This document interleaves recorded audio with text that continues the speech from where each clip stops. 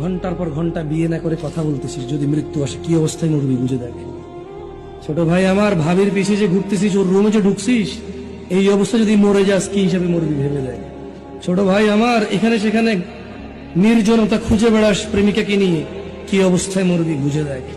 বোন আমার, হাজবেন্ড ডিউটিতে গিয়েছে অথবা বিদেশে আছে, তুমি অন্য পুরুষের সাথে সময় কাটাতে তোমার ভালো লাগে, বুঝে দেখো যদি মালাকুল মাউত মৃত্যুর ফেরেশতা আসে, তোমার ওই ফজর পড়া, ওই জোহর পড়া, ওই তোমার হজ করা, ওই তোমার সদকা করা, ওই তোমার দাড়ি রাখা, ওই তোমার টাকনুর উপরে প্যান্ট পরা, ওই তোমার কোরআন মুখস্থ করা, ও তোমার কোরআন তেলাওয়াত করা, ও তোমার এরকম ওয়াজের খরচ চালানো, সাদাকা করা, ইয়েতিম খাওয়ানো, ভালো কাজ করা, মা বাপের সেবা করা, বুঝে দেখো যদি তুমি জানা অবস্থায় মৃত্যুবরণ করো, মূলত তোমার ওই সময়টা ঈমানই থাকে না। কি থাকে না? না থাকলে কি থাকে মানুষ? কি থাকে?